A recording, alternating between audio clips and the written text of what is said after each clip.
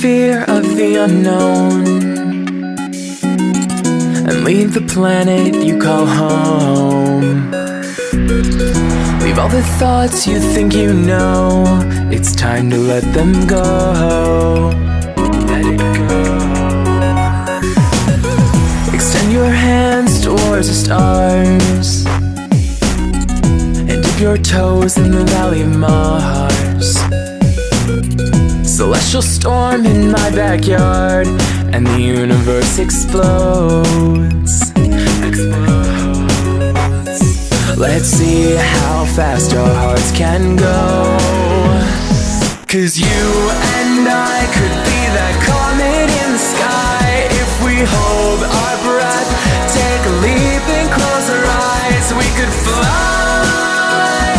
I believe if we try, we could fly. Like the heroes in the sky, we could fly.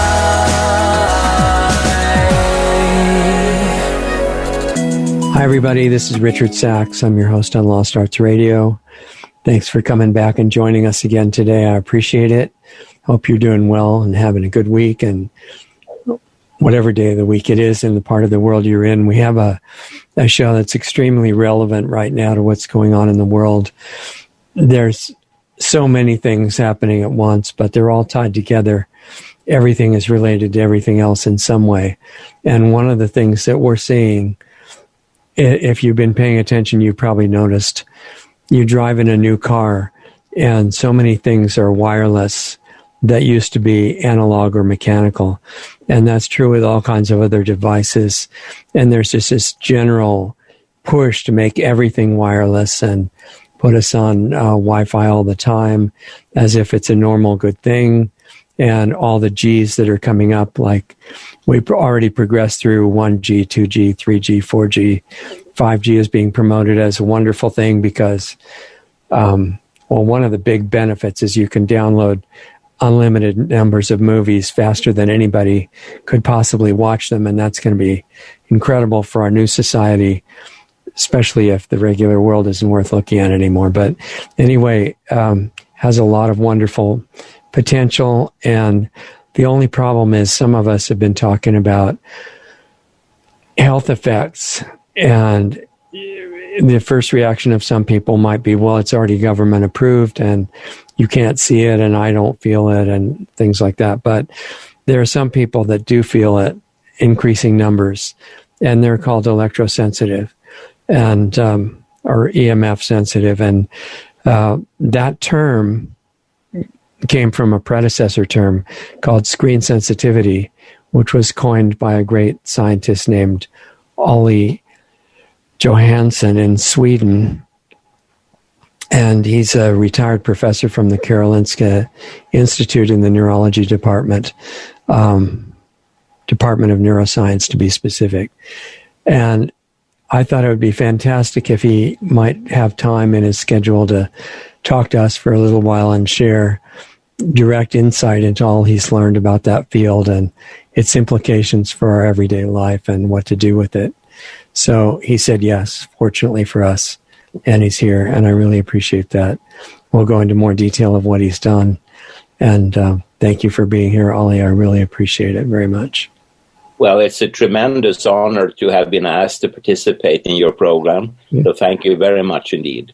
Sure. What I want to do to start out is, as usual, we want to bring in everybody into the discussion to follow along and know what we're talking about. So if it's okay with you, what I'd like to do is start back before you knew about this field and before you got involved with this school or anything like that, and how you got to the point where that became your focus and how you got aware of the health effects, because when they present this field in the conventional scientific perspective, usually they just present it as a technical advance.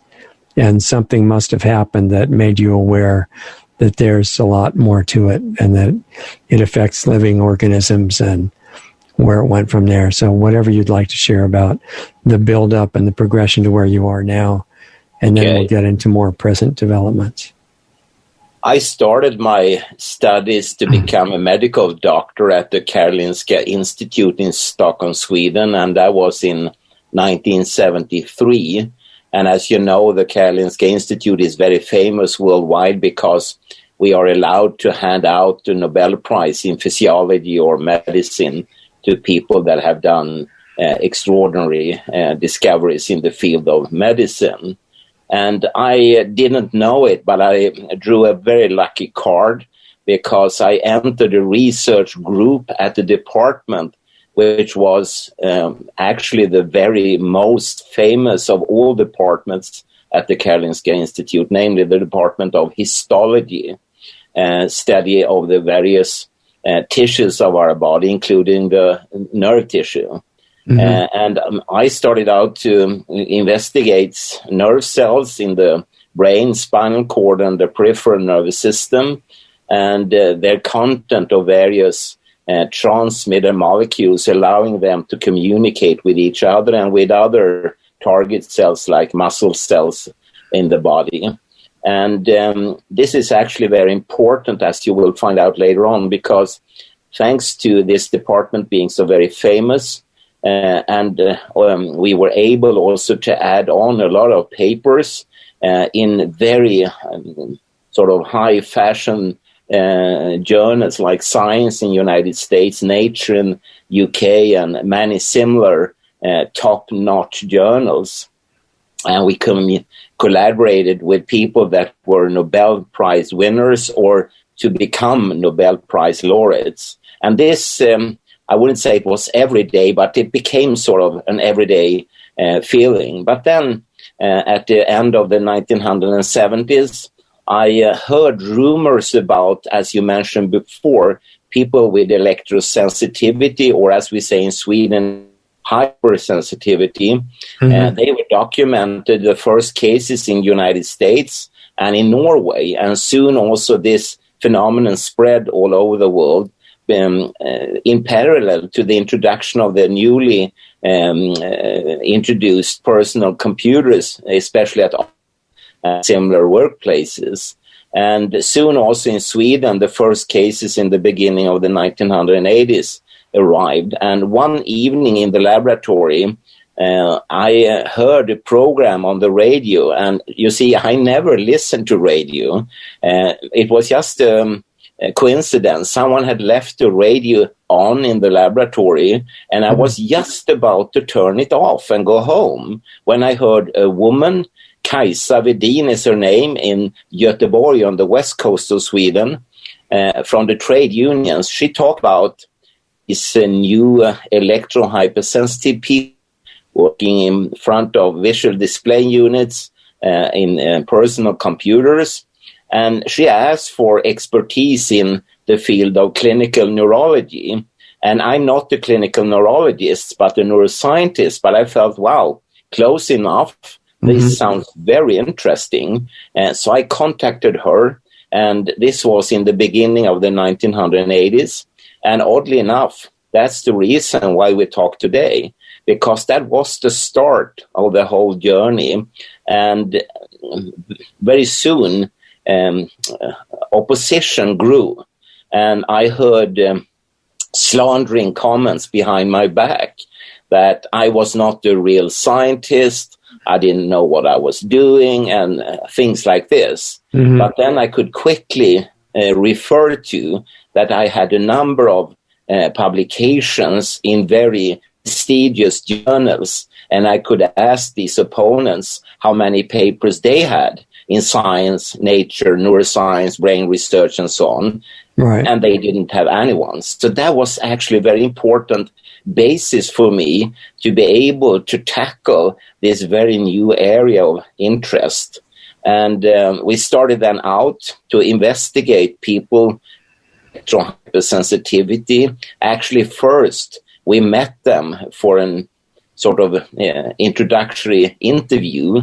We had a group of 4 people, and they told us what was going on in their lives, what had happened, and how they felt this symptomatically. And we had collected a group of, I think it was 25 people from all different corners of medicine, dentistry, psychology, psychiatry, etc., physics, chemistry, and drawn upon the experiences we had, it was decided that I should go home to Stockholm with my collaborators and in a double-blind fashion start to take cutaneous skin biopsies and look in the microscope. And to make a long story short, we were able then to document alterations that made this group of electrohypersensitive persons unique.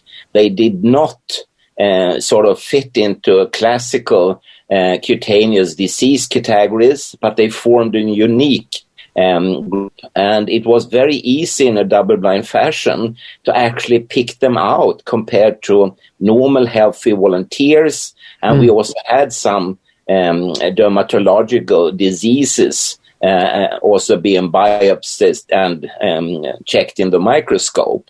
Let me interject one question at that point. Yes, please. How did these people, or how did you suspect that the electromagnetic radiation was the cause of their problems?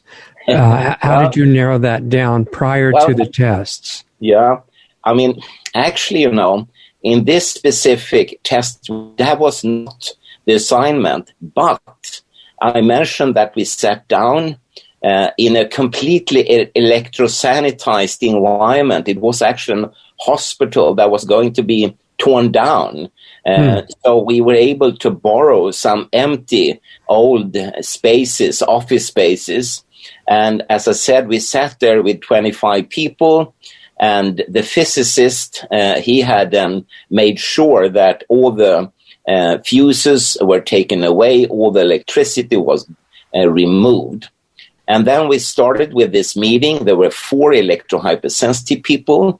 And then one of the women sitting at the far end corner of the room, she very soon started to get red in the skin. She looked stressed. She was sweating.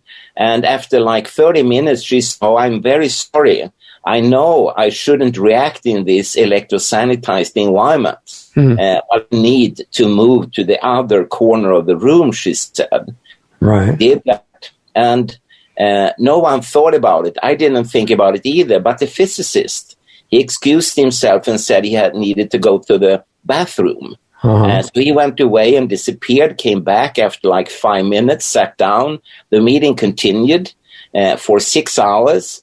And during the following 30 minutes, this woman sort of calmed down. She looked very good again. She looked normal, and she would appear normal from a clinical point of view. And we continued the meeting. At 3 o'clock in the afternoon, we said thank you so much to these 4 electrohypersensitive individuals, and they went away. And then when they had left the building, the psychologist in the group cried out and laughed loudly and said, "Ha, ha, ha, did you see this stupid woman imagining that she was under the influence of electromagnetic fields in a completely electrosanitized building?" And then the physicist said, "Well, I'm not so sure about that. I excused myself to go to the bathroom, but I didn't. I went to the fuse box because I remembered that one line of fuses I had forgotten, and she sat directly under that line of electrical cables and light tube installations. They were off, so they didn't provide any light, but they were electrified." Okay. And the silence in the room when he said this, it was monumental, I could tell you. And it also pointed to that maybe some of the criticism at the time was because of prejudice. Some people say all Finns carry knives, which they don't, and so on, And many people at that time, especially medical doctors, had learned from each other to tell the world that electrohyperactivity only exists in the head of these people. There is nothing wrong with the electrical utility system or the computer screens or whatnot. But I say again, the monumental silence in that room told us everything. And the psychiatrist after this meeting reappeared. They left this research group. Yeah, there was no fun if it was going to be real, I guess. Yeah, exactly. Exactly. But one question about those lines that were left on. Yeah. Have you found that there's a difference in the quality of radiation between lines that are electrified but not being used to power anything, and ones that are actively flowing, so to speak? It's a kind of a classical, trick question for students. If you want to increase the exposure of magnetic fields in a room, what should you then do? And the answer is in physics, to turn everything off. Okay.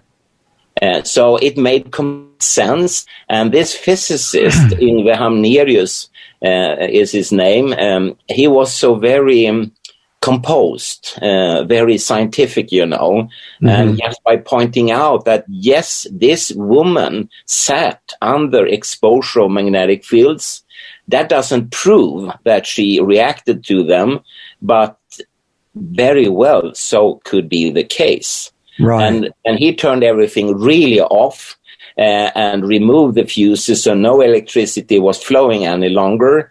Then, as I said, her whole body and appearance silenced, and she became calm again. So there were no electric lights in the room or anything like that, right? Nothing like that, no. So, so she couldn't in any way judge that something was on and flowing or off, but still being electrified. Yeah. Yeah. Wow. So that means that for the people that are sensitive, and we'll get into this later, but a lot of people think, well, all they have to do is turn off the Wi-Fi, and you're bringing up the dirty electricity issue, or maybe not even dirty, but any kind of field from current. It can be very coherent field. Yes, and indeed. But still be damaging, right? Yeah, and various imbalances in the utility system, and you have a lot of different electromagnetic disturbances. So the easiest way to document that you have rid yourself of all exposures is, of course, to do measurements. Sometimes the easiest way is actually to pay someone to do it, because some of these measurements are not that easy and the equipment is not that cheap. But nowadays there are better and cheaper instruments. So if you have a few $100s, you can buy yourself equipment. But of course, that might not even help you, because being electro-hypersensitive, you will have to use yourself as the real instrument. Because what matters is whether it's going to affect you. Yeah, exactly. No matter what the meter says, right? Yeah, exactly. And very many, both electricians and medical doctors, they want to do the electrosanitation, the removal of fields themselves. And then they tell people, well, now we have cleaned the environment. But anyone entering a room or an office or a home will realize, no, you have not. There is a lot of different signals in here, so you need to do a lot more. And of course, an electro-hypersensitive person might react to it. And in Sweden, when you should do a professional electrosanitation of like a home, the ideal way is actually to remove everything. And then you put the person in this completely empty space. Yeah. And then you reintroduce like one light bulb. This is exactly what you do to test for food allergies. Yeah, exactly. That's exactly what you would do. Yeah. And then you ask the person, and if it's okay, you can re-enter something more, And of course, as in all biomedicine, you have a very big interval between people being mildly electro-hypersensitive and people that are severely sensitive. And it also brings up the fact or the question, just because they don't feel something, it doesn't prove there's no damage. No. And there is a very famous study by Igor Belyayev and his co-workers. I think it's 1995 already, where they exposed lymphocytes to GSM, mobile telephony, what we would call the second generation. And to make a long story short, both the lymphocytes from normal healthy volunteers as lymphocytes from electrohypersensitive persons reacted in exactly the same way, but only the electrohypersensitive person would feel some symptoms, some subjective symptoms. The normal healthy volunteer wouldn't. That's a huge issue. And that's ironic in a way, because maybe, and I really don't mean this, because to be electrohypersensitive is not winning anything, but they could be winning in the sense that they don't allow themselves to be exposed for a long term and risking, for instance, neurological damage, cancer, and whatnot. Whereas normal healthy volunteers like myself, I will live my whole life in this soup of colossal exposures, not having any symptoms. Right. So, and we have done a lot of studies on normal healthy volunteers pointing to exactly this as well. But it is doing damage even if you don't feel it. Yeah. And the other thing that it brings up is, some of these technicians that will come into your home and do the testing, like you say, they differentiate between the normal so-called non-dirty electric fields that are coming off every energized wire in your home versus those that have a non-coherent field. Yeah. And they have little devices to get rid of dirty electricity, Stetzerizers and things like that. And what you're bringing up raises the question, after all the dirty electricity is gone, is it not still causing damage by the so-called normal fields around any energized cables?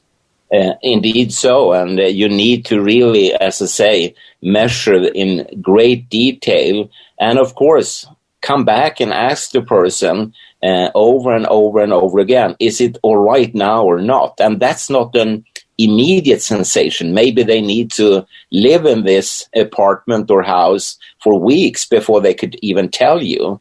And if you allow me, I will just address another experiment we did. And this was 1994 and 1995.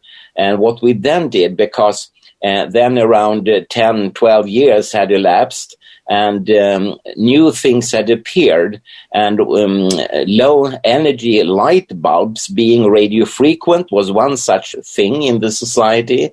And also, of course, cell phones had appeared on quite another scale than before. And both these gadgets were picked out by electrohypersensitive persons as being especially aggressive, very hard to be close to. And then I thought, wow, this is interesting, because a computer and a computer screen, especially at that time, it was very difficult to hide in a double-blind experiment.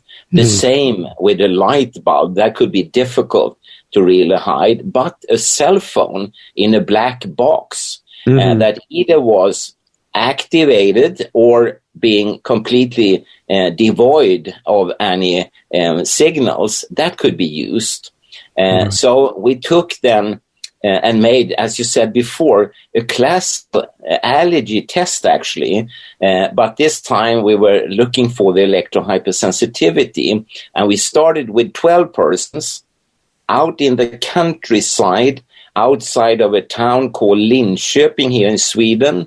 We were around 2 to 3 kilometers from the nearest electric installation of any sort. And they were just going to sit in an empty small hut, just to feel how it felt to be in this hut, sitting on the chair at the table. Nothing was there, no cell phone, nothing. And out of the 12, actually 5 persons said, I'm not feeling well in here. There's something here that exposes me. So, no, I react to something. And, I was a complete amateur at that time. So I thought, if you have a completely empty hut outside, a small house outside of Linköping, more than 2 kilometers away from the closest electric installation. It must be something, imagination up in their head, you know. So I told them that, sorry, you cannot be part of this experiment if you react to nothing. No, that is not true, of course. I said it in a more polite way, but that was actually the message, you know. So they went off and went away, and that was a huge mistake, because in the next setup, these 7 remaining, they were allowed to use any kind of cell phone and test themselves in an open format. They put the cell phone in standby mode in front of them, 1 meter away, and just sat there and felt what is going to happen now. And they were allowed to use any time interval. Some reacted after 1 minute and some after 5 minutes. And the one that sort of was the slowest reactor used 15 minutes. Okay. With their unique cell phone that they really reacted to, and they had learned their symptoms. The next step was a double-blind exposure experiment, where, and in Sweden we call it the notarius publicus, a person from the municipality came to this test scene, and he was the one that with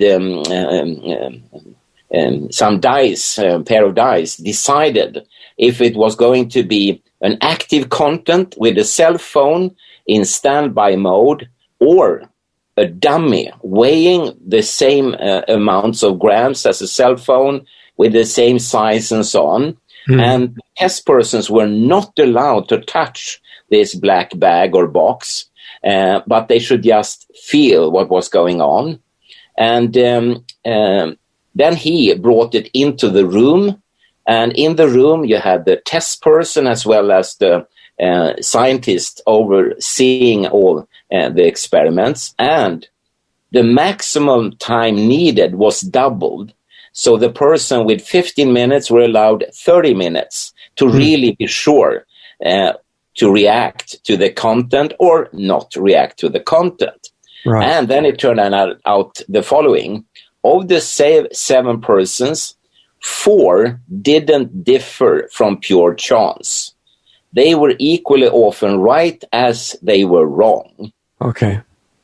2 persons, they said that regardless of the content, they reacted.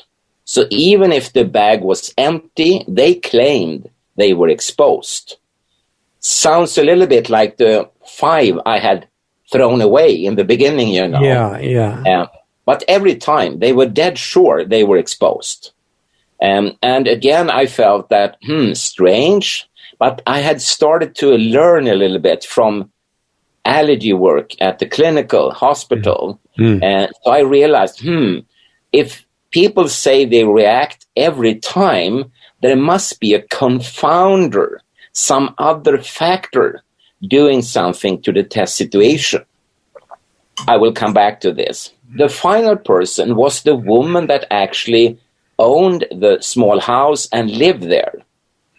And she was dead right. She was 100% right in every test. And between each test, 1 week elapsed. And then I came back, and then another week and so on.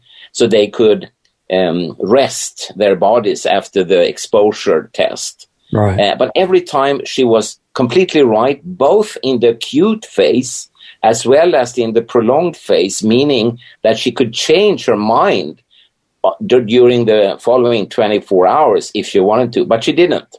And the odd thing with her was that in the beginning, she used all her time, but after 3-4 times, the moment the person came in through the door, she would say, no, it's empty, or yeah, now it's a phone in the black bag.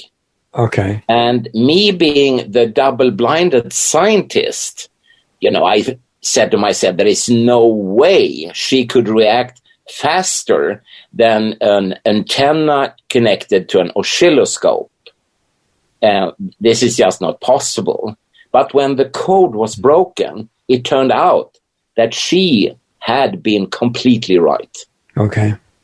And so that was extremely interesting. Going back to the two women that claimed that they were exposed regardless of the cell phone content or not, I brought a specialist on microwave measurements there, and he could measure in this house that there was a constant beam of microwaves, and he said, looking at his different equipments, oscilloscopes, printers and so on, he said there's only one thing in Sweden that expose people or gadgets like this, and this is a maneuvering beacon for high-speed aircrafts.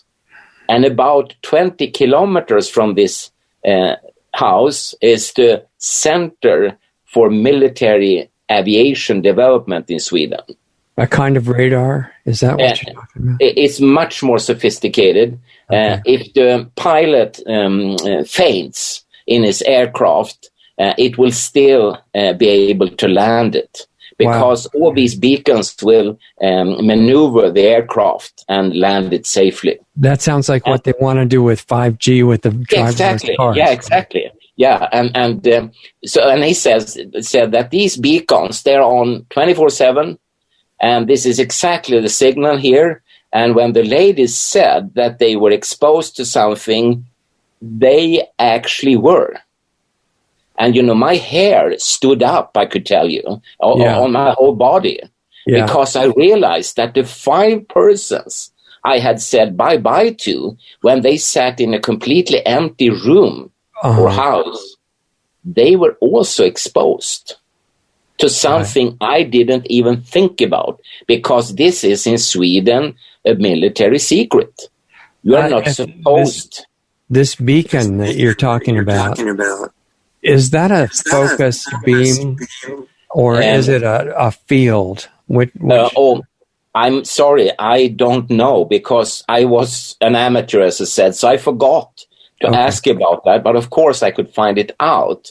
But the funny thing is that the 5 plus the 2, they might have revealed a secret radio beacon for high-speed maneuvering military aircrafts, So, so it was very, very fascinating.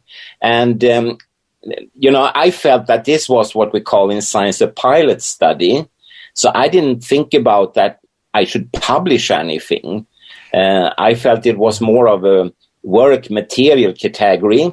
And I went back to the Karolinska Institute in Stockholm. But the woman that lived there, she called me and said, when is the report coming? And I said, no, I don't plan to do any report, but we will apply for more money to repeat the study. We never got any money, I could tell you. We were never allowed to repeat it. But I wrote the report and published it in a series at the Karolinska Institute, only in Swedish. And that means that you just put it on a shelf and forget about it. Okay. When it was published, 1 week after, a guy called me from BBC in the UK and said, hey, are you the one that has, and so on. And they wanted to come to Sweden and make an interview. And so they did. And after that time in 1997, the phone has never stopped ringing. Yeah, yeah. And how they found out about the report and its content and understood it, I don't know. Right. You never asked them about that, I guess. No, I was sort of in a constant shock phase in a way. Right. Because having been a neuroscientist, publishing papers in Science and Nature, no one had called me or my supervisor or anyone else.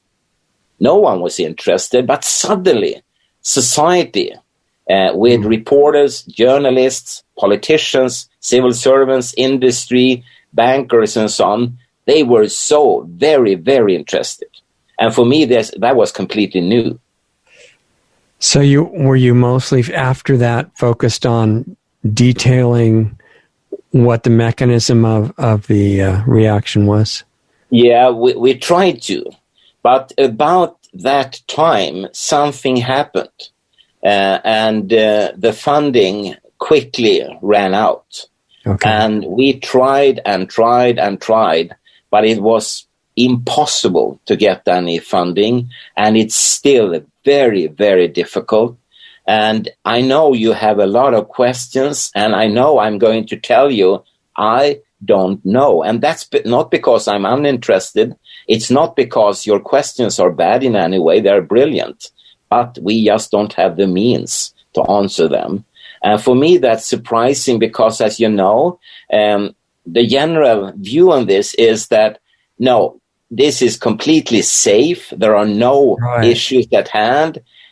And then it should be all right to give this Olle Johansson and other scientists like him the money, because in science philosophy, there's a very basic idea that regardless of where you start, your journey will always end in the same point. Like in Rome, you say, all roads lead to Rome. So Rome in this case is the truth of whatever you're looking for. And if the truth is that this is completely safe, I will show it. Right. So that's very odd. We are trying to do our best, but society says, no, we could study this, but not now and not you. Yeah, so, and when you say society, that's a little bit general, because it is general. Is it really all of society that says that? No, of course not. No, I'm sorry. I mean, many people really want to have the truth on the table. And, you know, being an academic scientist, I never believe anything beforehand. We are like robots. We have an hypothesis, and the hypothesis is tested. Either it is proven to be right or to be wrong, or needs to be modified, etc. And then we build knowledge that way. Right. And I say again, if the end point is complete safety, I will prove it. Yeah. So it would be ideal for whoever is against this to allow us to study it. But I shouldn't be so categorical. It's good, Richard, that you tell me, because also there are a lot of major players that have listened very carefully to me. And among them, you have, for instance, the World Health Organization, who has cancer classified both power frequent magnetic fields as well as radio frequency fields. Mm-hmm. You have the Radiation Protection Authorities, who tells you it's safe, but to really be on the safe side, you should use it a short time, use hands-free, and blah, blah, blah, you know. So they're saying there's a difference between safe and really safe. Yeah, exactly. And, you know, at least in Sweden, the word safe is not to be used in a scale. There is nothing called safer in Sweden. Either it's safe or it is unsafe. Uh-huh. There is nothing in between. But suddenly, as you see, they want to sort of glide a little bit. But the real major players are, of course, the manufacturers and the operators, who do not in any way take any form of responsibility for their gadgets. They are sold to you as completely safe, but they don't believe it themselves. And finally, there is no single insurance or reinsurance company in the world that protects you from health hazards from these gadgets. Yeah. They have all abandoned ship, and many of them 20 to 25 years ago. And I remember a conference in London in 2002. It's nearly 20 years ago. And at this conference in London, representatives of Lloyd's UK, which is the largest insurance dealer in the world, and Korea, which is the largest reinsurance company, and a small company from Sweden called If Skandia and so on, they were there. And they all said the following: for them, it was not the question whether all these radio frequency signals were safe or unsafe. They knew they were dangerous. The only question for them was, who is going to pay for all the demands in the future from people having had their health wrecked by the radiation? And they said, we will not pay it. And of course, they are private companies, so they decide themselves what they want to insure or not. And they even presented a completely official, I think they call it a blacklist. And on it, you had health effects of electromagnetic fields. It was not covered, and all types of electromagnetic fields were included. They had gene-modified organisms like corn you eat. It's not covered in your health insurance. Mm-hmm. And nanotechnology, which is nowadays sold everywhere in makeup, sunscreen protection for children, in clothes, in soil, water, everywhere you find nanotechnology. And it's completely uncovered in the policies of these insurance and reinsurance companies. And, you know, Richard, I could talk for months about test tubes, mice, rats, and so on. But in a way, it's much more telling that these big players, they abandoned ship so many years ago, you know. So they listened. Excuse me. They definitely listened, you know. So they're thoroughly convinced, and I suspect they've done a lot of private testing that hasn't been published to prove to themselves. Yeah, that's a very good point. Because they would be very unintelligent to not do that. Yeah. And when people say, well, we're complaining because, you know, the vaccines or the EMF generating devices or things, they haven't been tested, I think that's absurd. Yeah. These companies have so much money at stake, and they're intelligent, and of course they want to know exactly the damage. Yeah, and I remember already in the mid-1980s, I was collaborating with a professor who later on sort of revealed his true self and became one of the harshest opponents to our research. But the odd thing was, while we were collaborating, I often went home with a very odd sort of feeling in my body that, does he know the outcome of the experiment before we have even started it? Yeah. You know, it was often that sensation that he kind of had to stop himself to tell us what we're going to find. And then I also thought that, is he working for the industry behind some closed doors? And they are, of course, doing a lot of experiments, as did the militaries and so on. You know, I mean, there are sectors of our society that we are not allowed to look at. Right. I mean, this came up for us during the Ebola outbreak in West Africa that turned out to be released from a lab where they created the Ebola. And it turned out later that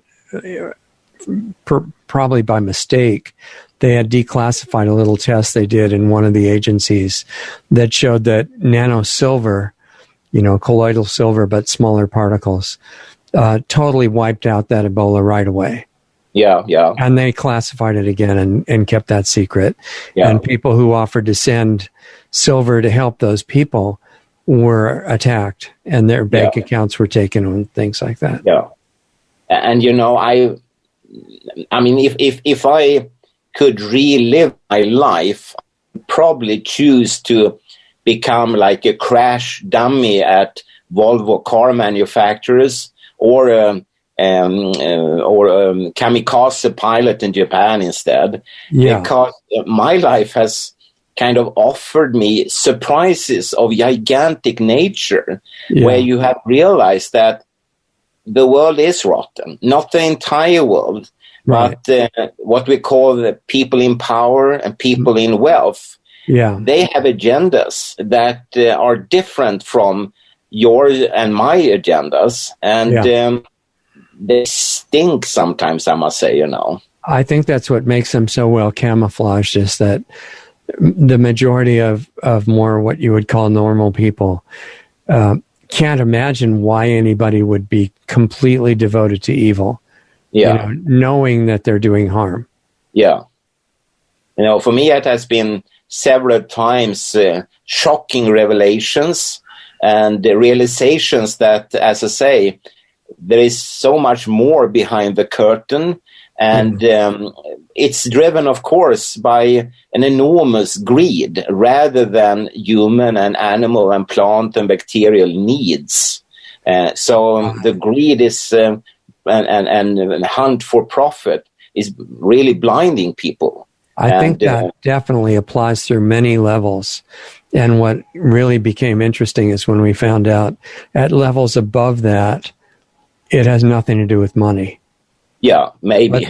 But at the same time with that, I would like to say also that to every downside, there is an upside. The number of persons like yourself I have had the great honor to meet, talk to, communicate with is just fantastic. And it has restored my belief in that the sort of spinal cord of the human mankind is good. It's very, very good. I totally agree. Yeah. Yeah. And there are so fantastic people. Some, unfortunately, have had to go because they were old from the beginning and they left life.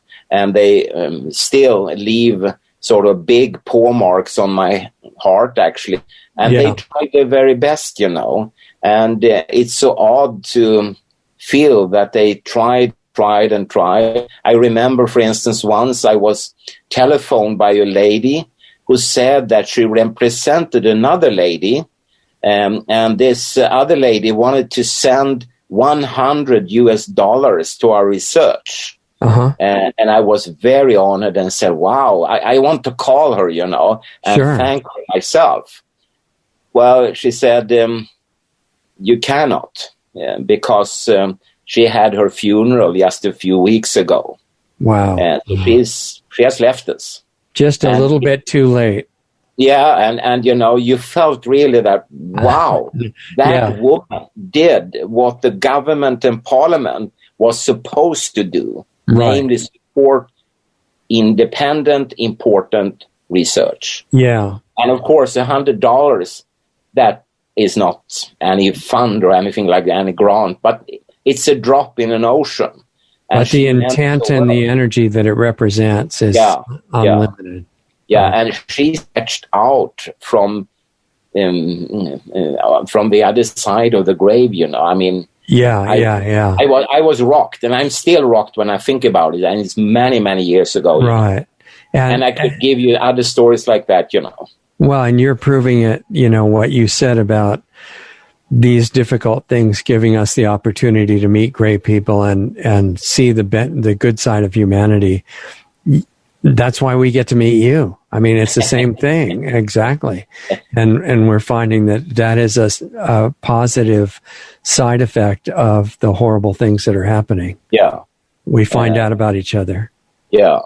But still, I am tempted to become a crash dummy at Volvo car manufacturers. Still, do you think you could really make a great contribution that way? Well, at least once. It's more realistic than the other dummies, I guess, right? They'd have to pay a lot to find somebody like that. Yeah. So one of the questions that comes up is, two together, I guess. Everybody's being affected, as your experiments proved, whether they're sensitive or not. I think that's really important because the sensitive people take action because they're uncomfortable. The vast majority of the population doesn't. No. Or their discomfort is diagnosed as something different, which is usually, that's what the medical profession is trained to do. Is say, well, no, this has nothing to do with it. Nothing's connected to anything, and everything is just random chance, which is the opposite of what's true. Yeah. But the issue where the biggest damage is happening is not the sensitive people, those of us who can feel it. It's everybody else, which is the vast majority. And you're not going to be able to do experiments with them to find out what they feel because they're not feeling it. Well, but at the same time, they could form a very interesting, what we call a control group, although they actually form an entity on their own.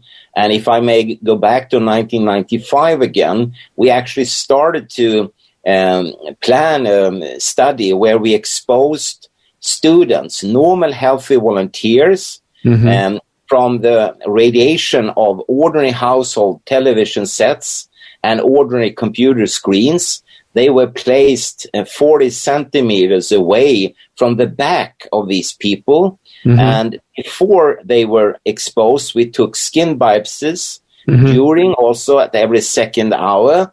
And they were exposed for 8 hours, like an ordinary working day. And then we also took biopsies 24 hours later on. And during that period, they were not allowed to expose them any further. And to make a long story short, we asked these students, they sat there dressed down to the waist, exposing the skin on their back. And we asked them to report all subjective feelings. Did they feel some heat, or was it itching, or was it some pricking pain, or whatever? And no one reported anything, apart from a few of them said it was a little bit boring to sit with their back to these computer and television sets for 8 hours. Right. They were allowed to read, but that was it. But then, everything was blind coded. When we looked in the microscope for changes in so-called mast cells, and they have nothing to do with silicon mast, they have a German-inspired name, Mastzellen, meaning that they are a little bit thick, big cells, and they are the key cells for the clinical entities of allergies, asthma, and other types of oversensitivities. They contain molecules such as histamine, chimeras, tryptase, heparin, and so on. And they are the sort of common pathway when you get an allergic reaction. And we had seen before that electrohypersensitive people had an abnormal increase of such cells in the skin. Then we started to look on the normal healthy volunteers. No one reacted. Everyone was fine. Some were bored.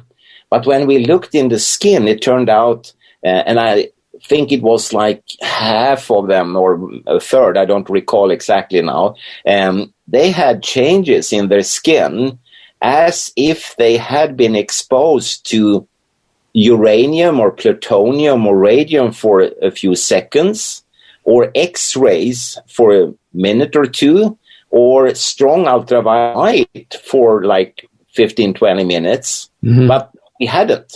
We had only exposed them to the fields and rays from household television and computer screens. No reaction at the subjective level, but they had still a dramatic increase as if these cells were exposed to ionizing radiation. And they were not. They just reacted to the non-ionizing radiation. And again, pointing to that, exactly as you say, everyone walking around in this colossal exposure soup that we have nowadays, which we call the modern society, most likely have reactions at the cellular level, which they are not at all aware of. But at the same time, as you know, here in Sweden, nowadays, more than 1/3 of the population, of the adult population, has some kind of asthma, allergy, or other type of oversensitivity. Right. When I was a kid in the 1950s, the corresponding figure in Sweden was less than 0.5%. And that's not even looking at skin cancer, too, right? No, exactly. Now we're just talking about allergies, asthmas, and oversensitivities. And it's just an explosion. I've read that in United States, they have the same very dramatic increase of allergies and asthmas, especially in kids. And in children here in Sweden, they have surpassed the so-called 50% barrier. So more than half of the number of children are allergic, asthmatic, or other types of oversensitivities. And here I sit and cannot do anything. We have the data pointing to that the pretty weak electromagnetic fields from computer screens at 40 centimeters distance or ordinary household television sets can dramatically increase the number. But so the people in charge don't want to know because we have a partnership between government and corporations. Yeah. AKA and that, fascism. Yeah. I mean, that could be an understandable partnership if there were products that were safe. Right. But it becomes a very, very strange partnership when obviously scientists as myself, excellent journalists and reporters as you, and many lay persons out there, as well as the telecom providers, the insurance industry and so on, no one seems to believe it's safe. So Right. why not put the cards on the table? The same question is what you come to in so many different fields. They all lead back to control by people in most of the power positions in government agencies and corporations coming from or under the direction of negative intent. Yeah.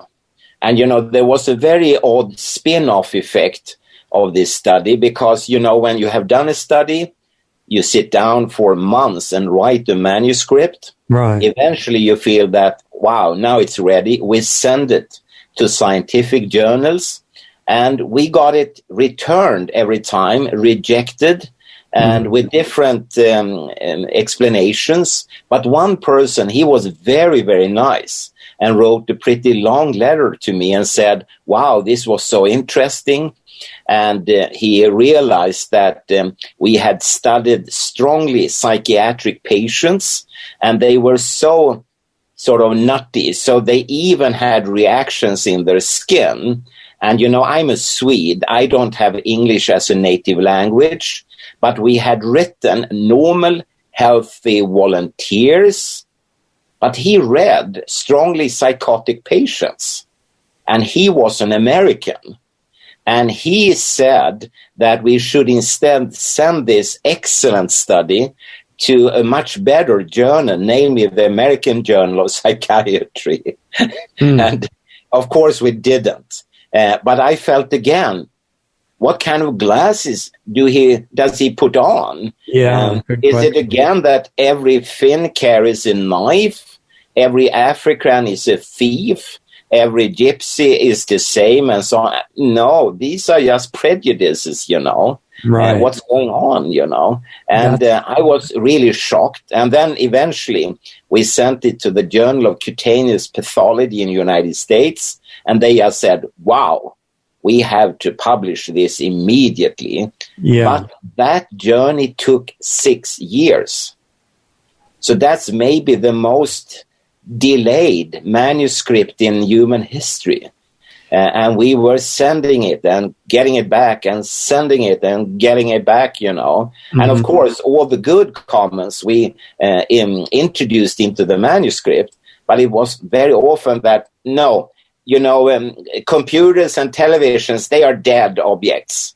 Humans are live objects, and dead objects cannot do anything to live objects. So you have made something wrong here. The science is settled, right? Yeah, the science is settled, at least in their heads, Yeah. And these are the editors and the editorial referee boards of high-profile scientific journals. Well, what they're teaching in universities now is that if something comes from an acceptable authority, it's unquestionably true. You can use it as a reference that proves that what you're saying is right. Yeah. But I would say the opposite. Be careful, be careful. What your study suggests as a next step is correlation between exposure and every single disease or even psychiatric condition. Yeah. Although those are more difficult because they just decide those arbitrarily. They don't have tests for them. No, exactly. But correlation. But the problem with that I would imagine is where you're going to get a control group. You need people that have no exposure. Exactly. And that's the real difficult thing, And all what you say now, we wanted to do. But at that year when it was published, the year 2000, 2001 even, that was kind of the end of the research funding. So we stacked all these very good projects on our shelves and began actually doing other things in science. Very important, I hope, too, but not really with my heart engaged in the same way. But we had to just survive to get funding from other sources and do completely other investigations. So you tried pretty diligently to find some funding source, right? Yeah. And they all said no. Yeah. So that says a lot. Yeah. So I mean, what I learned was that we don't know all the details, and definitely not what is safe and unsafe. But it's definitely very dangerous for myself to try to investigate these issues. Yeah, I totally agree. Yeah. And if you had the money to do a study where you compared EMF radiation exposure to each separate disease, because the regular non-control group, I guess you call that the test group, the data is there because that's what they think everybody is in. It's normal. And you had an offer of money that said, look, you can do this study if you can figure out where to find a control group. Yeah. What do you think? Where would you look? Well, I mean, I might disappoint you now, Richard, but maybe I would wait with that very interesting study, because I think there are other groups at much, much severe jeopardy, namely animals, plants, and bacteria. There are already a number of papers that are extremely important. I will just mention one study, and that is in a series of replications. So many other scientists have done similar investigations. And I'm thinking about the study from 2017 by Tahiri and co-workers, who investigated ordinary bacteria that you and I have on us and in us right now. Yeah. And they exposed them to the second generation mobile telephony or super modern Wi-Fi router radiation. And to make a long story short, these bacteria, not much happened apart from one thing, namely they became antibiotic resistant. The very same year, completely independently of Tahiri and his co-workers, the G20 countries had a separate meeting in Europe only about the fact that more than 25,000 Europeans at that time died prematurely in healthcare in Europe only. And it was said that by 2050, worldwide, more than 10 million people will die from antibiotic resistance in healthcare. And if you combine Tahiri's results and the G20 discussion, they didn't know about each other at all. But if you combine them, the 10 million people in 2050 could easily be 7.6 billion human beings, Right. When the World Health Organization recently, in this corona crisis, they were asked, what is the future most dramatic event that could take place in healthcare? They immediately said the biggest risk is antibiotic resistance. I think within their paradigm of understanding health and disease, they're right. Yeah. They're not looking at natural ways that people could develop the health level where they never need antibiotics anyway. Exactly. I agree to 100% with you. But as you say, within that paradigm, that World Health Organization, the medical healthcare and the medical profession, the pharmaceutical industry and so on, we might be heading towards collision with reality. So I would probably spend the money on them. And also, finally, I would definitely investigate plants and also pollen insects. There are some extremely interesting studies. We have done a few studies with, among many, Daniel Fabry in Switzerland, and we have very nice and interesting results, but we would like to pursue it. Again, I sit here waiting for the big lottery win or whatever, Right. But in the meantime, the reality doesn't wait. It's progressing faster and faster. Everything is exposed and at colossal levels, compared to natural background, we are talking about a quintillion times higher exposure levels or more. And on different type also. It's not just a quantitative difference. Yeah, no, completely different type of pulse modulated and so on, yes. Well, I have a question about this dirty electricity concept. And what I understand is that there is a particular type of field given off by wires that are considered not dirty electricity. It's still a very strong electromagnetic field and probably very damaging. But there's an idea that superimposed on the frequency that's considered clean is another one that's got spikes and is just not coherent. And they're trying to eliminate that as a health risk, which it probably does increase the health risk to have all kinds of spikes coming out, things like that.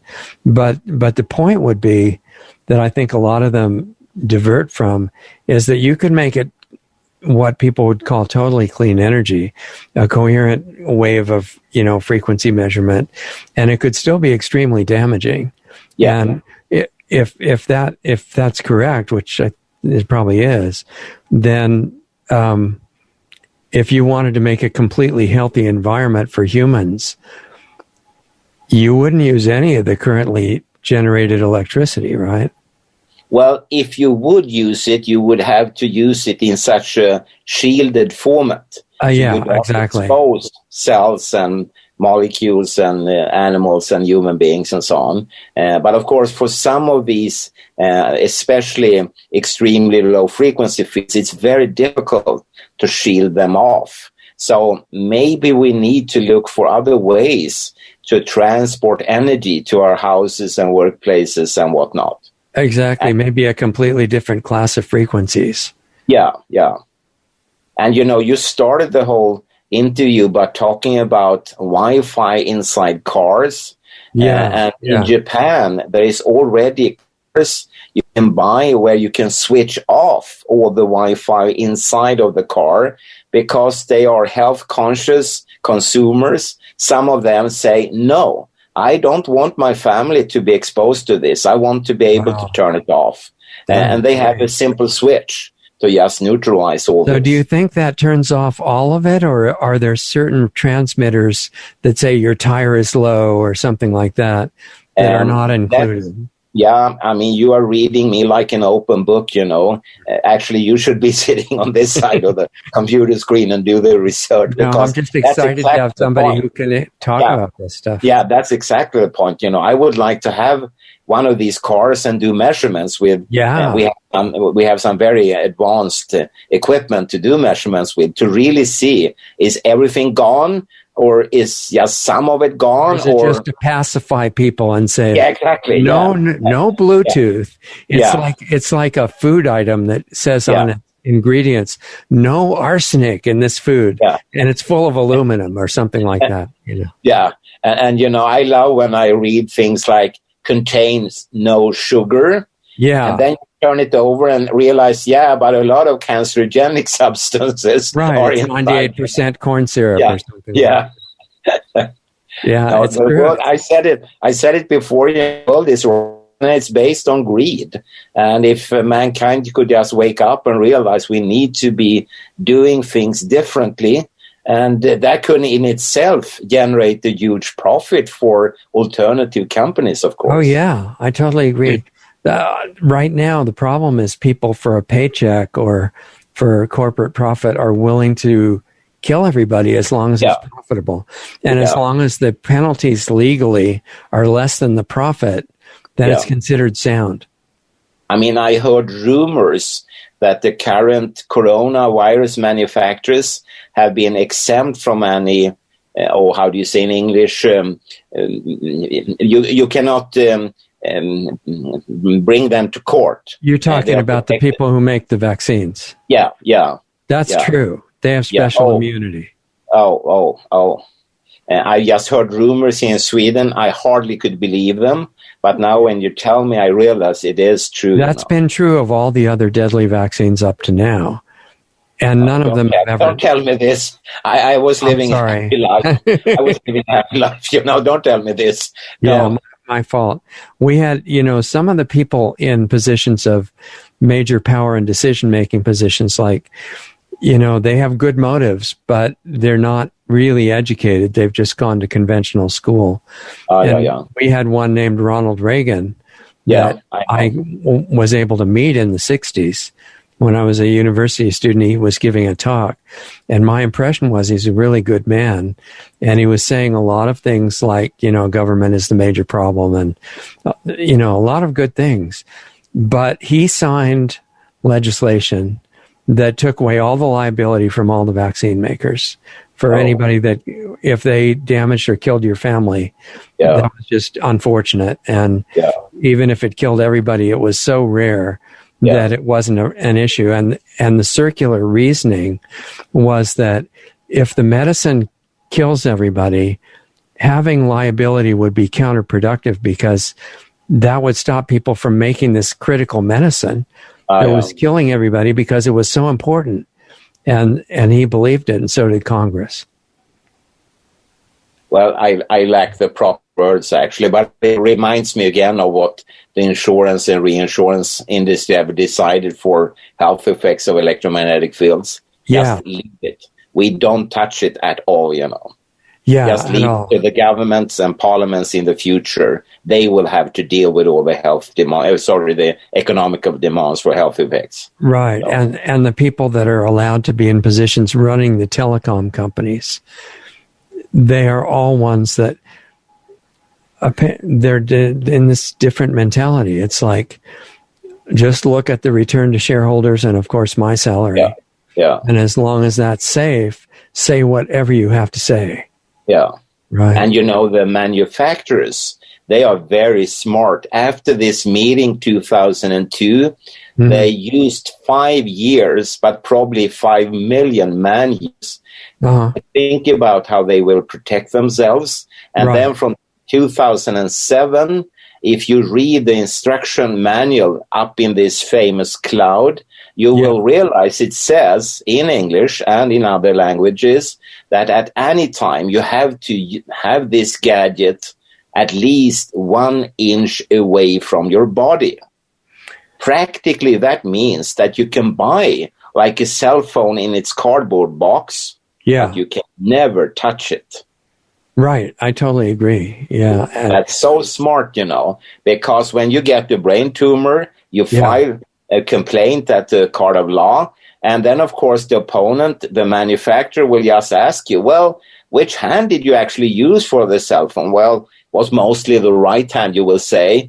But we told you, you have to keep it 1 inch away from your body. Right, and your hand is actually part of your body, right? Yeah, and the brain and the head and so on. So, very smart. And just again saying, no, you don't take any responsibility for this, but you have a government and parliament using your taxpayers' money to pay you back, maybe. Right. Most of the people don't get compensated at all. No, of course not. And everything is declared safe and effective, right? Yeah. So, again, when you start overturning these stones, the things that crawl out, they are surprising, to say the least, I know. And it's emotionally, I think, too difficult for most people to really look at them. Yeah. Because if that were true, and we've got evil infiltrating positions of power, especially when they realize it's above the concern for money, it's way beyond that, then what else is true? Yeah. I had a very good example along those lines in March, April last year. I was traveling here in Stockholm, one of the commute trains, and there was a very posh lady sitting there. And since no one knows who I am, I always take the possibility, the opportunity to kind of put the mental seed into the soil. So I turned to her and said, I see you have one of these modern smartphones. Do you know that the World Health Organization in Geneva in Switzerland has classified the radiation coming from your device? And she went ballistic, and turned to me and yelled at me and said that I was just an idiot. I didn't know what I was talking about. I should mind my own business and go to hell, basically, And I said, stop. I mean, you have one of these smartphones. Please Google WHO, cell phones, brain tumors, please. And actually she did, and went silent for 2-3 minutes. And then slowly she turned to me and said, I'm sorry. I'm really sorry. It's all here. But now I get pissed again, she said. Not at you, but at my own government and parliament. You see, I'm not only a mother, I'm also a grandmother. And just a week ago, I gave my 12-year-old granddaughter a new cell phone. And now I regret it. Yeah. And she was one of the unusually open-minded ones. Yeah, I mean, I was really sort of, no, stop, But she did her lesson there and homework. What happened later on, I don't know, because I had to leave the train at a certain station. But again, I felt that, okay, a new small seed is mental story. Maybe it will grow to a big tree. I think every one of those grows. It's just a question of when, but they're not wasted. No.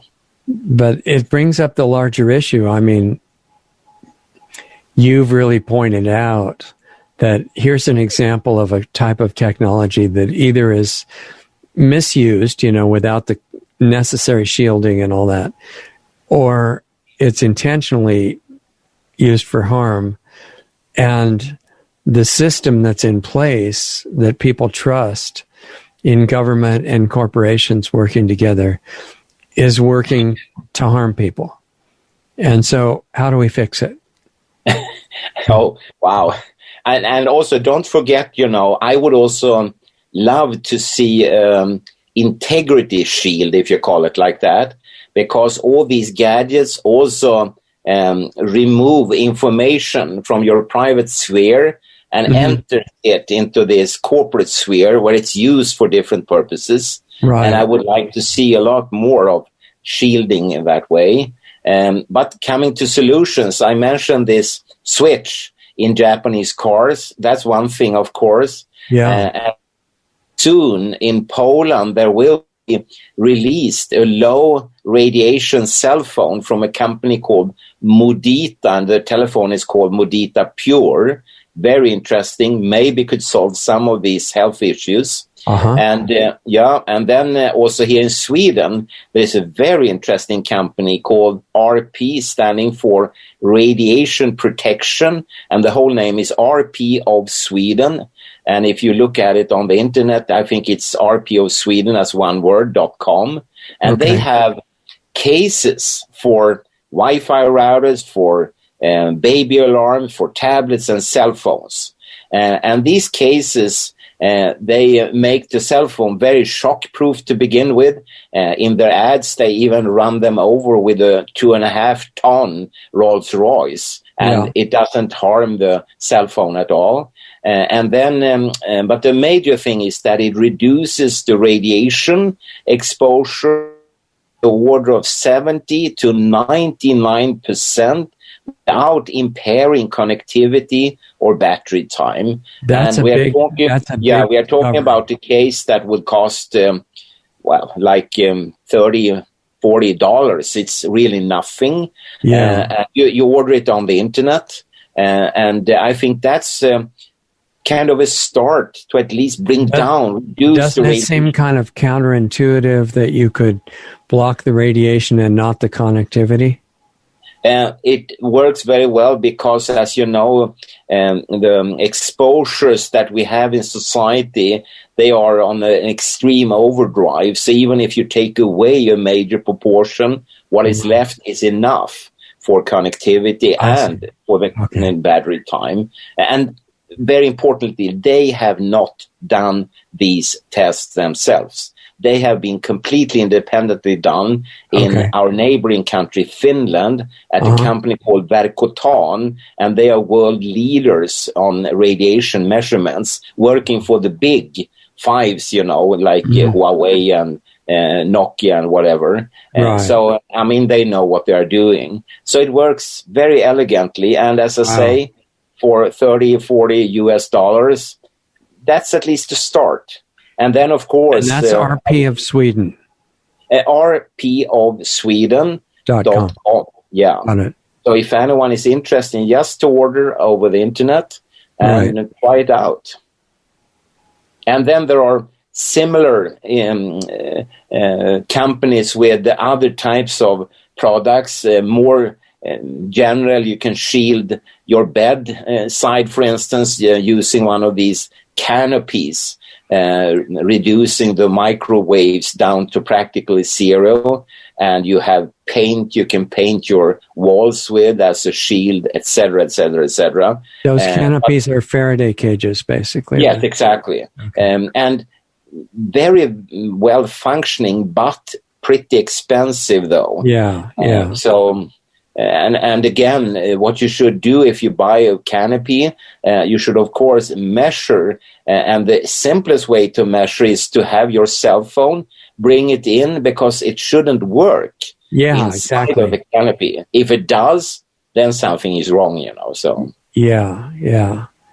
So it sounds like there needs to be a catalog of all the good materials that could cut down exposure.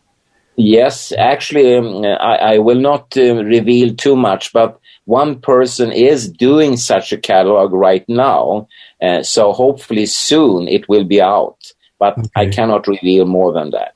Yeah, because right now you have to trust the individual company because each catalog is normally from just one supplier.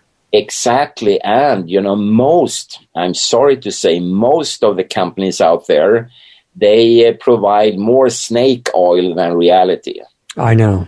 So you need to be cautious and check out. And one way of checking it out, which I always use, is to call them or email them and ask for independent replications by other research units in the world being published in scientific journals, proving what they claim in their ads. And the only problem with that is that I've talked to a lot of those journals, and some of them are under orders not to publish certain things. Yeah, but I would then not buy anything. Not buy anything from what? From that particular company. Yeah, I'm talking about a journal, though. And sorry. But journals will publish if you have an independent investigation showing that, this shield actually works.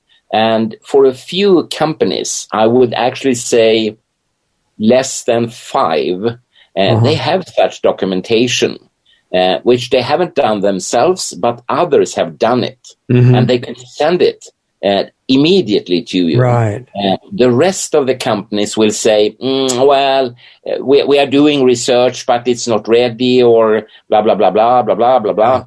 Yeah. No, don't buy anything from such companies because they don't have anything to show you. Right. When they do, then you can go back to them. And it's really important link in the chain to take the data that is reliable and somehow get it out to the people. Yeah. Because I want to tell all of your viewers and listeners that if someone says that a metallic rod on the wall or a sticker on your phone or a gadget in your socket will change, harmonize, remove, reduce radiation, that's a complete snake oil. Maybe actually an insult to some good snake oils, right? Yeah. Actually, no, yeah, indeed. So there are all kinds of fields in this remediation, subject, I guess, that are not being really investigated. One of which we just talked to an incredible investigator in Bosnia who works with pyramids. Okay. And the ancient pyramid structures have transmitting and receiving qualities that have been measured and shown. Not that they're understood very much, but certain types of them in small models, he has been testing them in front of radiating devices like laptops and things with a meter, and they've been cutting down transmission. Yeah. So if anyone is open to investigating that further, it suggests some very unconventional but powerful and free to operate because they're not plugged into the wall. Yeah. No, actually, we were approached by some gentlemen who wanted to do studies along those lines, but we were completely unable to get money to begin with to do any studies. But also, after some pilot investigations done by themselves, they were unable to provide any form of reliable proofs. And eventually they sort of swam away, So, but we are still very much open to this. And that also includes an extremely interesting field, namely frequency medicine. Exactly. Do studies there, I think there needs to be a better network of communication and awareness between the people who are actually looking into these things from a sincere point of view. Yeah. And share information. And Richard, I hate, in Sweden we say that you sit and roll your thumbs. I hate doing that, I don't want to roll my thumbs. I want to work. I want to study these things because I think, for instance, in frequency medicine, the kind of reports I read and the people I've met, there is something very, very powerful to be learned from them. But you need to, need to dress it in an accepted academic format, and that's my addition to the field. I could do that. You could do that, yeah. So you need to be in touch with the right people for that. Yeah, who are generating the data. Yeah.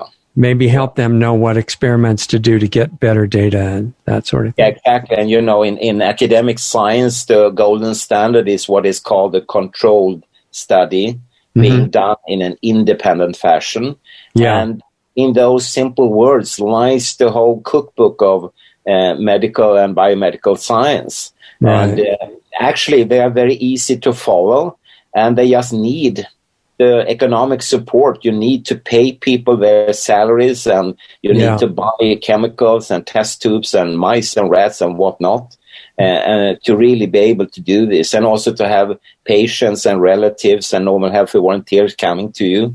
Right. But the moment we can get our hands on that kind of support, we would love to do studies. So we have some fascinating projects. One of the big elements of solving this overarching issue, of evil controlling the direction of development research and things like that, is we need to get money connected with good causes. Yeah. Instead of working to destroy the world. Yeah. I noticed that in your bio it says that you, I think fairly recently, if I got it right, retired from the Institute, right? Yeah. So what are you mostly doing since that time? Well, I retired in 2017, and I thought I would park myself on a park bench with some bread crumbles in a paper bag and feed the pigeons. But, the phone and the email is constantly calling for me. So until the beginning of 2020, I was traveling the world, giving lectures all over in every corner of the planet, and also appearing in documentaries, in videos, in interviews, in articles, etc. And I'm still doing it, but now it's electronic on Zoom and Skype virtual. And whatnot. Yeah. So that's what I do very much. But at the same time, we try to collaborate with different people around the world that still has like a laboratory or whatever, and provide from our shelves. We have so many projects. And we send them and say, hey, this is something you should look into. And we tell them that we can help them as mental supporters to come up with this controlled experiment, because you cannot leave to chance any confounders that will ruin the outcome. You need to be academically very accurate. And that's my trade. I mean, I was trained at the Karolinska Institute as well as at the Royal Institute of Technology to perform science according to the scientific cookbook. So that's what I can do. So if you were to find the right connections to combine that with sources of real studies that need to be done that have amazing implications, for example, demonstrating free energy devices, which have been well proven and the inventors killed mostly, things like that, to somehow get it out. Yeah. And ways of telecom devices with no harmful radiation, that could be some really good research. Indeed. Yes. So, no, I agree to 100% with you. So sources of money and sources of the beginnings of good studies would be good to be in touch with, right? Yeah. So if people have either one of those, is there a way to reach you? Of course. I mean, they could contact either you and you relay it to me, or they write directly to me. And my email address is Olle, that's OLLE dot Johansson, which is JOHANSSON, directly followed by the numbers 500 at gmail.com. So I think I was completely mispronouncing your first and your last name. No, you didn't. I mean, I would say, no, that was perfect. No, that was perfect. So tell me again the right pronunciation slowly. Well, you cannot really arrive at the right, because you need to put yourself in a Swedish mode, and that means a severe depression. And then and then you say Olle Johansson. You need to sort of, on a downbeat, Olle Johansson. Okay. So if you feel really depressed enough, you can say it exactly right. Exactly. Then you can talk Swedish, We have excellent drugs that'll take care of that for us. Right? Oh, thank you. And I guess for the future, what you would like to see happening is what we've been talking about. You're a researcher, and you'd like to continue being active in that with really good projects that get funded. Yeah. Right. And also, I mean, I don't mind if some young people in a garage in California today starts to invent tomorrow's green, human, and environmental friendly technology and become billionaires. I would love to see that, and especially if they sit in a garage in Sweden, of course, because then we would all profit from it. But it needs to be done, and needs to be thought about in different ways. And as I said, there are solutions coming along, some small and some big. So I think we will see a lot more things in the coming year and years, definitely. Is there, besides your email address, is there any kind of website you'd recommend, or are you on platforms like YouTube with videos or anything? Well, there is a huge amount of YouTube videos with me, and you just search for my name. Okay. But I don't have any sort of website or anything like that. But if people email me, I could send them like a short CV and short summaries and specific papers if they are interested to read about the bacteria, for instance, we talk about. I think what you're talking about is the idea of bringing back real science. Yeah. Which is something. That was the way I was trained, And as I said, it was very important because I could see close up great scientists, some of which became Nobel Prize winners, how they performed their very smart studies. And often, and particularly when you look on Nobel Prizes, you are surprised over the simplicity. Right. It's so simple, but someone needs to say, E equals mc squared. Yeah. Someone needs to do it, It's not complex, but it's deep. No. Yeah, it's very, very deep, but not complex. It has implications in the real world that people live in. Yeah. It's not just some really esoteric thing that you can't connect to. Yeah. So. And then, of course, some of the Nobel laureates also were, I would say, very lucky. They worked very hard, but they arrived at a certain cross point just in time to realize that, this is it. So right.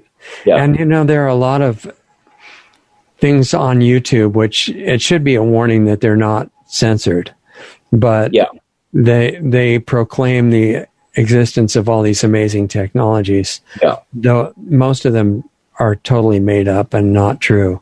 Yeah. But the real ones do exist, and you can tell that they've got the seal of approval because they get attacked. And they've also been demonstrated. There was a demonstration in the United States by a man that's well known now. Well, he's not alive anymore because he tried to sell his technology to the government to buy the patent, but he drove a car all over the U.S. on water. Oh, yeah. That was the fuel. You may have heard. Yeah. And a dune buggy, I believe. Yeah. And he said, wow, I could make hundreds of billions of dollars, which he should have been allowed to do, but that was his downfall. And the government called him up and said, you're right. We need to buy your patent. You're going to be super rich. And he said, oh, I know you guys, we have to meet in a public place. And they said, rats, you figured us out. We'll meet you in a restaurant. And they did. And they poisoned him and took everything that he had. So, but I don't mean to be fatalistic about that. Just that's you know what chess puzzles are in the newspaper that they used to come every morning? And you said 3 moves. Here's where the pieces are. Yeah. 3 moves to win the game. Yeah. What are the 3 moves? Yeah. The chess puzzle is what we've been talking about. Yeah. And we just have to come up with the 3 moves so that all these technologies are done right and exposed and funded. Yeah. And as we said before, I'm sure that at least 1 or 2 of these moves have already been performed by the industry. Yeah.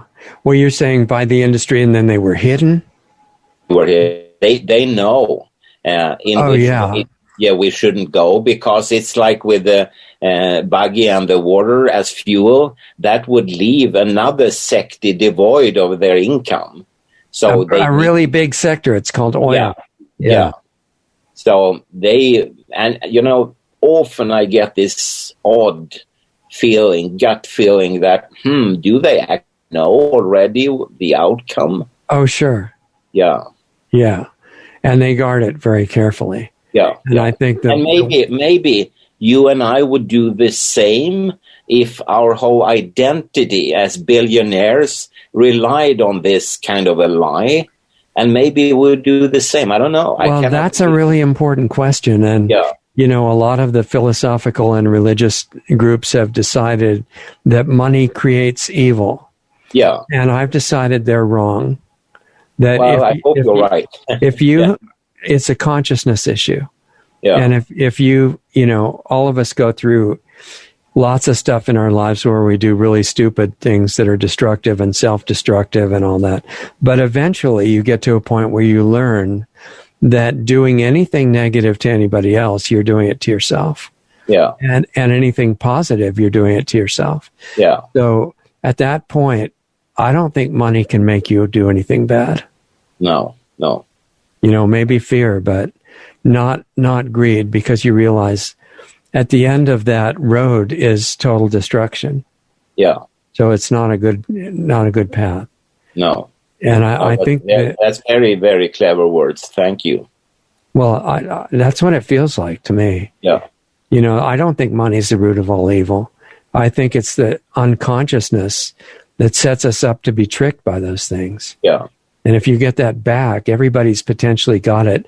Even the bad guys that are above the money levels doing this for evil itself, they have a choice and they could change. Yeah. Underneath their programming is the same thing as in us. So I invite them. I mean, if there are people watching our production to censor it and things like that, I'm, just letting them know you guys could do something better. Yeah. It's wide open, and it's better to do it before it's too late. It's really a lot smarter. Yeah, I agree. So I hope everybody hears and wants to support you and talk to you about how far they've taken things and that they need scientific input. I think that's a common situation. Indeed, yes. So we need to get everybody together. And maybe, in the future you'd be open to doing another chapter with us. Absolutely. That would be a great honor. Thank you. I would really like that. Is there anything that you've written that people could read if they're not extremely scientifically literate? Yes. I have written quite a number, actually, of what I would say general layman's commentaries. Okay. If people are interested, they could send me their email address, and I will return a few papers which they could start with. And they're also good introductions to the more complicated ones. Great. A place to start. And if they want to find you on YouTube, it's just under your name, right? Yes. I'm trying to be really depressed when I say it, but Olle, is it Johansson? Johansson. Okay, the Americans don't know how to say it. They say Johansson. Yeah. It's kind of like... Most people say Olle Johnson. That's even worse than I was doing. Olle Johansson, but that's fine. I have no prestige. They could call me whatever they want to. Right. The important thing is to arrive at the end station, which for me spells health and safety. Yeah. Okay. So they could look OLLE JOHANSSON on YouTube. Yeah. Right. And just enter that name and they'll find it all. Yeah. Okay. All right. That's exciting. So I want to point out, I don't think the future has to be dark at all. Definitely not. It's where we're starting. Yeah. But it's not where we're going. No. And there are lots of great people are there to help us. So, okay. Well, thank you all. And thank you very much. Hold on and we'll say goodbye in the break here. Okay, you guys, there goes Olle. I'm not saying this right. In the English American way, it's Olle Johansson, but that's completely wrong, as we found out during the show. And I'm probably not going to be depressed enough to say it correctly, but it's something like Olle Johansson. Anyway, that's closer. And I thought he's an incredible guest, and we're having more of these guests now who show there are different kinds of intelligence. There's intelligence of the higher level rulers that are trying to destroy everything. Some of them are very smart on one level. But then you meet people like Olle, who are obviously super intelligent, but they actually care about what happens to everybody and making the best use of their lives and all these inspiring things. And I thought it was really a privilege to have him come on the show. Not just because he's world famous and one of the premier experts on the damage from EMF radiation, but he's a great person, and people have told me that, but now I see what they mean.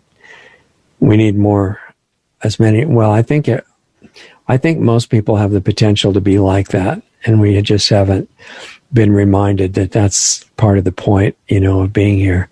It's not just to show how brilliant we are while we do all these stupid and destructive things. It's to actually, like he said, become conscious, self-aware while we still have time. Especially right now, I think it's really important so that what's being done to humanity can be reversed. So I don't think people would go along with the fake agendas if we were awake. So that's like top priority, seems like to me. Anyway, this is the first guest in a while that I can't give you a website for, but he says he's got numerous videos on YouTube under his name, Olle Johansson, spelled OLLE JOHANSSON. Lots of them on YouTube and other major platforms like that. And during the show, he did mention his email, but he's just one guy with no staff. Probably best to comment on the videos or something, or write to him in a really brief form if you've got some kind of technology that maybe is human friendly and you want to let him know about. Olle.Johansson500@gmail. But keep it really short, because he needs to be able to have time to see his family and go out for walks and visit the animals and things that he likes to do. Anyway, we're going to talk to more people like that. Hopefully we'll be able to give them some exposure. They're really smart people who also are human. And I think that's a good combination to encourage. And I'd like to have Olle back on too, because he's got a lot more to say. And what he shared today was super valuable, I think. So anyway, what else do I want to tell you? This was a Sunday show. We have a Saturday show, 4:30 Pacific, 7:30 Eastern U.S. time, which is about current events and hopefully relevant perspectives that'll actually help you in your understanding of what's the environment and what things we can do about it to make things better. And it's followed half an hour after the end of that show with a live meeting every week of Planetary Healing Club, and you have access to that through planetaryhealingclub.com. And that's where we go deeper into all of these things, all aspects of health and consciousness and relevant world events when necessary, and all the stuff that I've been working on, from the health science point of view for the last 55 years or so. And we can talk about that openly, and you can suggest topics, and there's feedback in the form of an ongoing live chat. We're trying to start something in a completely different direction, and not just, I don't even see any point in knowing all about the bad things that are happening in the world if you just leave it there. It's, the strategic awareness is only valuable if you have solutions or you're willing to work on solutions. And that's what we're doing, specifically in Planetary Healing Club. So if you get interested in that, you want to join us, planetaryhealingclub.com. And if you have the resources to support us and you think what we're doing might be worth it, then we have donate buttons on lostartsradio.com and lostartsresearchinstitute.org, and a Subscribestar channel at subscribestar.com/lostartsradio. We're also on many platforms now, like Brighteon and BitChute and Brand New Tube, and we're going to expand, try to stay on the major ones as long as we can, but remember that we're on all these others, and stay in touch with us on lostartsradio.com, because that'll tell you where we can be found. There's a lot of news articles and other things on lostartsradio.com too, so take advantage of that. It's all free. And I think that's about it. So main thing is thanks for caring about the future of humanity and the world and all the life forms here, and take good care of yourself, because it starts with changing your own internal state. That leads to everything else. It's like this massive, in vast expanse of environment hidden behind this little tiny curtain. And you're not the ordinary, helpless, weak, dependent person that you're supposed to believe you are. It's just the opposite. The biggest secret that the rulers have to keep away from us until they're finished, destroying everything good, is who we are. So that's good guidance. It means first priority, find that out in real experience, not just a belief about something, but find out and then see where that can go. We've got unlimited potential. So thanks for being with us. I really appreciate you very much. This show is just to try to help you, hopefully. And Planetary Healing Club is there if you want to take it further. Have a good rest of the weekend, and stay in touch. You can always send in comments, questions, suggestions, anything you want to do to communicate to us that you want us to know about, and we'll look at all of it. So thanks for being here, and we'll look forward to seeing you next time. Talk to you soon. Introducing Lost Arts Radio on Subscribestar.com. Just go to subscribestar.com/lostartsradio to find our rewards program, offering 10 different giving levels starting at just $5 a month. We offer incredible value for any rewards level, from extra monthly interview videos not available publicly to subscription-based Planetary Healing Club videos once, twice, or 3 times a month, to private counseling sessions with Lost Arts Radio host Richard Sachs, to tech help with me, Doug Diamond. We even have one option where you can be the star on Lost Arts Radio as our guest on a specially produced show just for you. We conduct an interview with you and broadcast it to our growing network and listenership. Our Subscribe Star levels are one of a kind and offer great rewards for any budget. Please help support Lost Arts Radio. We can't do it without you. With increasing censorship on many of our channels, we really need your support today to keep doing what we're doing. As Richard says, we're not even at survival level yet. Lost Arts Radio has 3 weekly shows. Lost Arts Radio Live each Saturday night at 7:30 Eastern, 4:30 Pacific, which is a live stream currently on multiple platforms in case we get banned from some of the larger ones. Right now, we're on 2 YouTube channels, Facebook Live, Periscope, which is Twitter, Twitch, and DLive.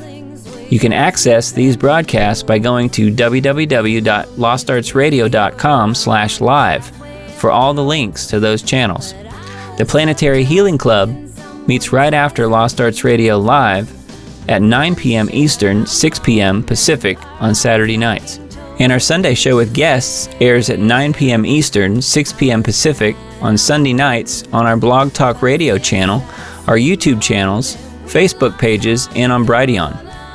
Be sure to sign up for our free email list just in case we do get banned on big tech's platforms. It's just a matter of time, really. They don't like the stuff we talk about, and they do not want the truth out there. In fact, they have already attacked us numerous times. Join our free email list so we can let you know where we are and how to access our shows. The sign-up button is right on the top right on most pages of our website. The best starting point for all things Lost Arts Radio is our main site, lostartsradio.com, where you can find the hottest news selection videos that we curate just for you. Those are on the homepage and added to daily, as well as articles and breaking news about information you really need to know. Our show archives, the 10 most recent shows, are right on our homepage, as well as our Blog Talk Radio page at blogtalkradio.com/lostartsradio, or just click the All Things Radio Show tab right on our website. We're in the podcast directory on iTunes, and all of our shows except the banned ones are on our YouTube channels at Lost Arts Radio and at Diamond Disc. Our Brighteon page is really taking off, and we often have editors' picks videos right on their homepage. Visit brighteon.com/channel/LostArtsRadio.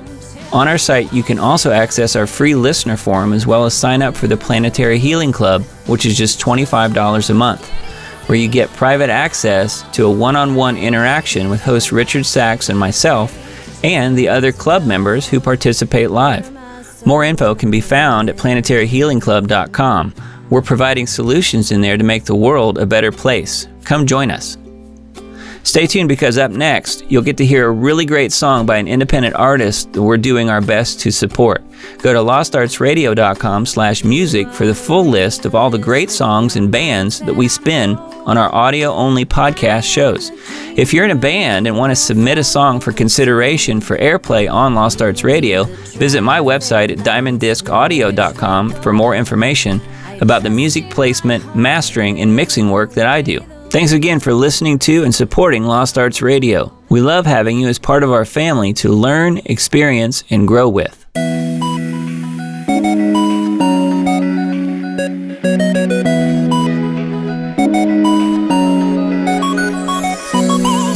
Leave your fear of the unknown and leave the planet you call home. Leave all the thoughts you think you know. It's time to let them go. Let it go. Extend your hands towards the stars and dip your toes in the valley of Mars. Celestial storm in my backyard and the universe explodes. Let's see how fast our hearts can go. 'Cause you and I could be that comet in the sky if we hold our breath, take a leap and close our eyes.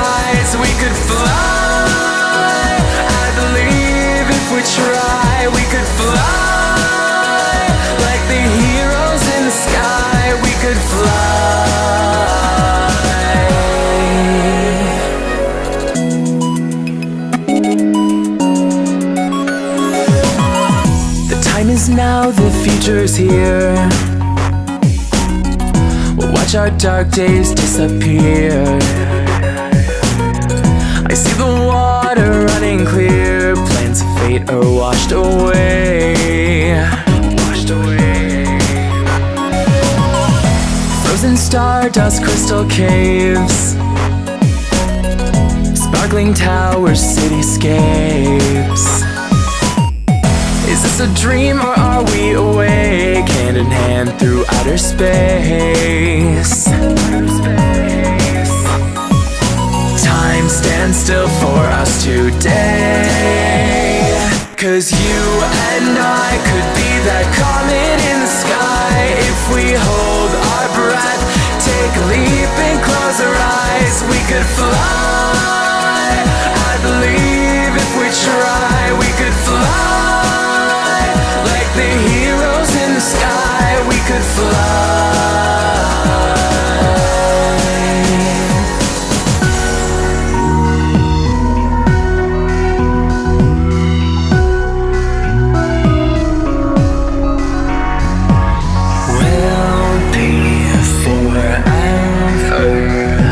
Stuck in a den of lions. If we don't learn how to leave the past behind us.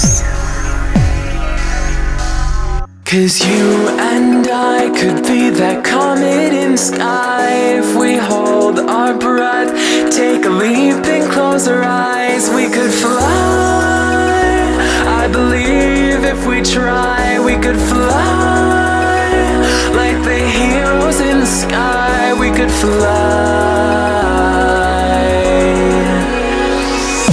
You and I could be that comet in the sky.